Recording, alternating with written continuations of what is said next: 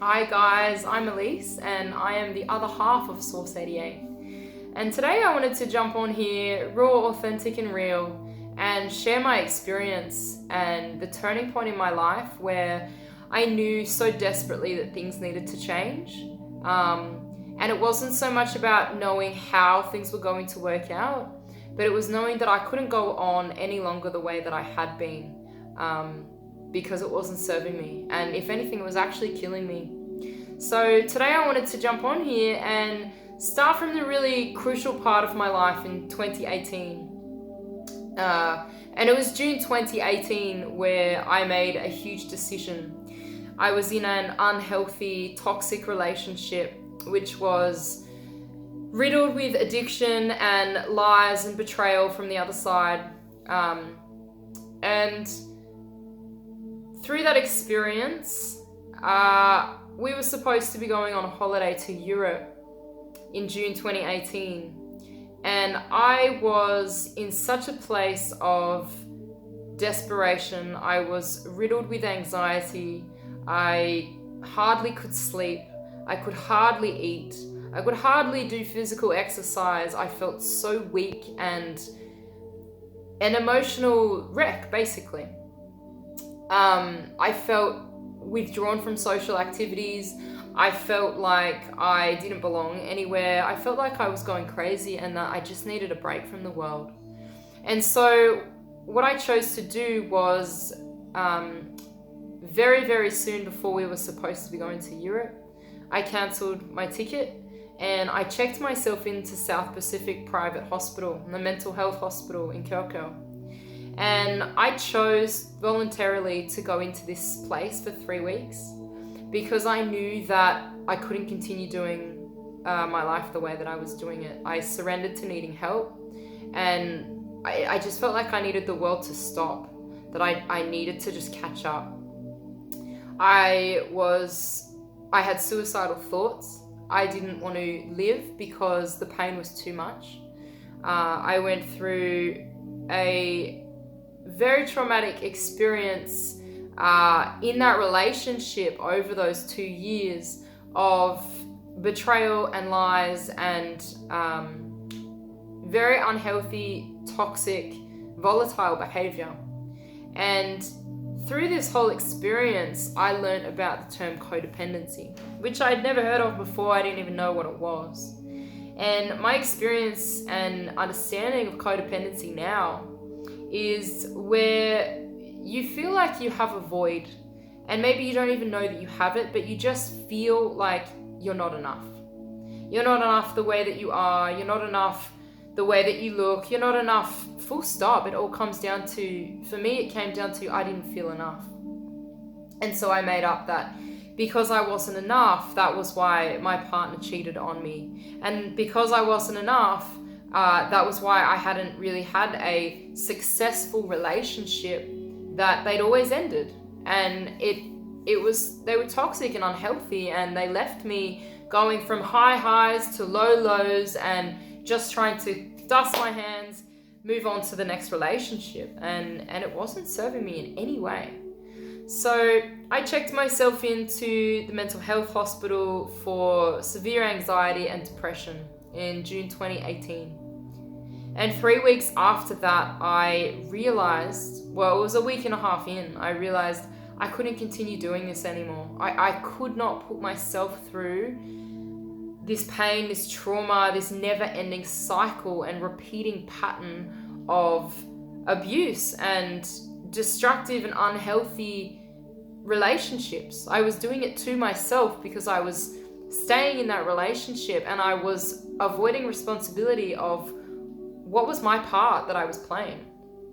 And so instead of doing my old pattern, which would be to end one relationship and to then go straight on to the search for the next one, I made a commitment to myself that when I got out of that hospital and I ended that relationship, that I would spend as much time, as much money, and as much energy as I possibly needed to create a life for myself that I actually loved, that I actually wanted to live.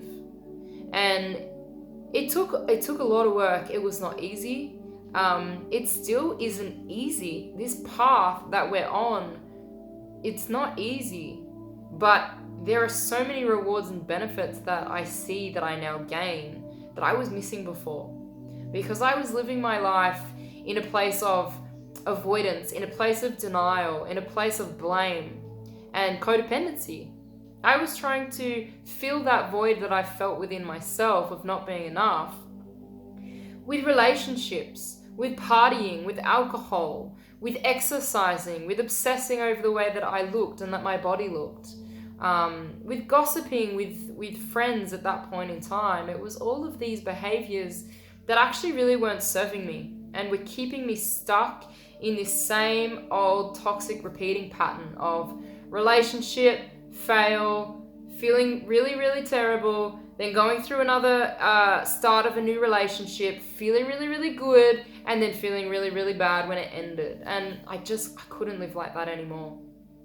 And so in this process of choosing to spend as much time, money, and energy on myself that I needed to get myself into a new place, a new frame of mind, into a new reality, really.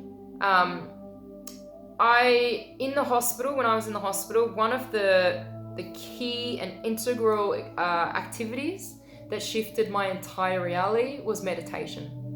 And I'd always tried meditation and I thought, I can't do it. I overthink everything. I'm not doing it properly, so I'm in my head and I just get frustrated. And in the hospital, I was able to find a version of meditation that suited me. And it was also a continual practice of every single day for those 3 weeks that I would do it, and I would do it more than once because that was part of what they took us through. And so I committed to continuing that meditation practice when I left every single day. No matter what it took, no matter what I felt, I would commit to meditating because I saw the shift in those 3 weeks at the hospital. I also learned how I could take responsibility for my part. That if I'm going to go through my life blaming the fact that I was cheated on and blaming the fact that I'd had an unsuccessful relationship and I was acting like the victim, I could live my life like a victim. But that wasn't going to change my reality. That was only going to make it worse, which it had in the past. So there were so many shifts that took place, and my spirituality and my connection to myself and meditation practice was a game changer for me, hands down.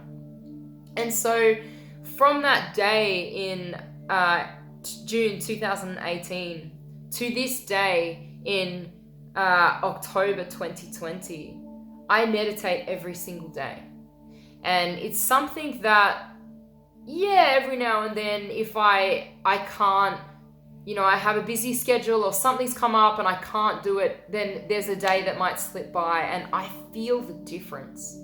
But it's something that I commit to, just like brushing my teeth in the morning or at nighttime. It's part of my routine, and it's part of what keeps me feeling connected to myself, feeling connected to my spirituality, and allowing me to actually process my emotions and my reality in a way that now serves me and feels much healthier. And it's a huge practice of self-love.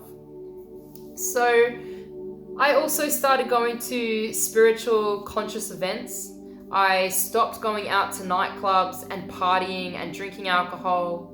I really noticed a difference in my, I wasn't resonating with old friends as much anymore. I felt really sensitive to spending time with certain people where it was only gossiping about other people, which just used to be second nature to me. But I felt it didn't resonate anymore. I felt it was really challenging my beliefs and my values, my new values now. I didn't feel I was living in integrity in those places.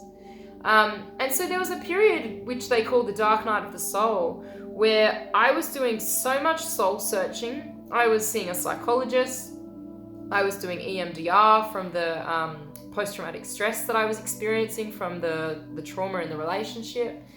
And I was going on my own journey of really starting to uncover what was also underneath everything else that had happened in my life, and why had I been so dependent on other relationships, and why had I always felt like I wasn't enough. And it's been something that I've always been aware of and never really had the tools or the awareness and really even the courage to go there. But there's always been for me a deep knowing that I was sexually abused as a child. And over the last 5 years or more, since 2012, I would say, that I have been exploring that side of repressed memory, and trying to bring myself to know my own truth. And not the truth of what anybody else would tell me is my reality, but my experience and my trusting myself in knowing myself and believing myself. So through this process, which is still unfolding, and I believe it will be a lifelong thing, it's all started to tie in to make sense of why I've experienced so many different things in my life, because underneath it all, there is this unresolved trauma that I've never fully healed because I wasn't fully conscious that it was there. So through that process in 2018 of going to the hospital, doing my inner child work, starting my inner child work, meditating, starting to hang out with more people that I was resonating with and less people that I wasn't resonating with anymore. Looking after myself through diet and proper nutrition and healthy versions of exercise, not training because I hated my body, but training because I loved my body, exercising because I loved my body. I started journaling. I started really searching spiritual documentaries, and I stopped watching any type of drama, films or media. I spent less time on social media like Facebook and Instagram and all of that. And I really went inward a lot more. And then I started seeing that there were all these signs that were pointing towards my next steps. And that's when the Cosmic Consciousness Conference, I got an email from them. It came into my field, and I knew I needed to go to that event, and I tried so much to get there. Financially, it wasn't going to be viable, and a miracle happened, and I received money from somebody to allow me to go to this event. And I got there, and Tim was the first person that I met, and we had an instant soul connection. And that story is for another time, but I wasn't ready when we first met to allow that to be a romantic relationship that it's turned into. But that was how we met. It was following these divine guidance signs, following my intuition of feeling and knowing that I needed to be there for a reason, and trusting that and following through with that, that I ended up meeting Tim. And then through meeting Tim, that was a whole nother level of my spiritual awakening from there, that activated healing gifts that I didn't even know was possible. It brought about a very, very deep connection of being real, having authentic communication and conversations, being fully transparent and vulnerable in a way that I had never, ever been at the start of a relationship or with anybody before. Because at that point when we first met, once I found out the age difference, the gap, I thought to myself, there is no way. I saw him completely differently. The ego jumped in, and I'm like, there is no way that we could be anything more than friends. So when we were first getting to know each other, I didn't hold anything back, because in my mind there was no potential whatsoever of us being romantic and in a partnership. So I didn't really care if he liked me or not. But if it had been different and I had been trying to impress him, I wouldn't have been able to show up that raw and authentically, because I would have been trying to show up a certain way, trying to make sure that I am the person that he wants. And I didn't do that in the beginning. And I've never done that in this relationship. It's the first relationship I've really shown up authentically and been myself. And it makes sense. I've always said I wanted a partner who was trustworthy, who was honest, who was open and authentic. And the problem is I never realized that I wasn't fully doing that myself. Yeah, I wasn't cheating and I wasn't betraying physically the way that I was betrayed, but there was always a balance. There was always mirroring going on where I wanted somebody to be honest and truthful with me and authentic, but I wasn't being honest and truthful and authentic to myself, let alone to them. So in this relationship with Tim, this has been the first time that I've ever experienced this level of vulnerability and authenticity and felt fully seen and fully heard and received, and being able to receive somebody back in their authentic form as well. So the reason I share my story, and there is so much more to it, but obviously we could be here all day. So the reason I feel it's so important to share my story and why it's so important for Tim to share his story is because we've both had our long drawn out experiences of suffering. We've been through really unhealthy, toxic, unserving relationships for our entire lives. We've been through financial struggles. We've been through grieving of lost loved ones. We've been through all different types of experiences that most humans go through. And we truly believe that we went through our version of these experiences and the traumas that we've experienced, because now we are in a position where we're in alignment with our divine life purpose, we believe. And our purpose now is to help people, to assist you if you're experiencing anything similar to what we've been through. Because these are the points in our lives where there's a turning point that we reach. And we can either turn right, and maybe that's down the same path that we've always been, which for me was going straight back into the dating game, going out and partying and not doing any inner reflection. Or we can go left, and maybe that's actually stopping our old patterns, stopping the addictions, stopping blaming other people. And for maybe the first time in our lives, the first time in my life, was when I actually said, do you know what? I need to look at my part in this. There's always two sides. And it doesn't excuse and it doesn't make it right for what the other person did. But we can't change what's been done. We can only learn from it. And we truly believe that all of our experiences, the greatest teachers are our pain through these experiences.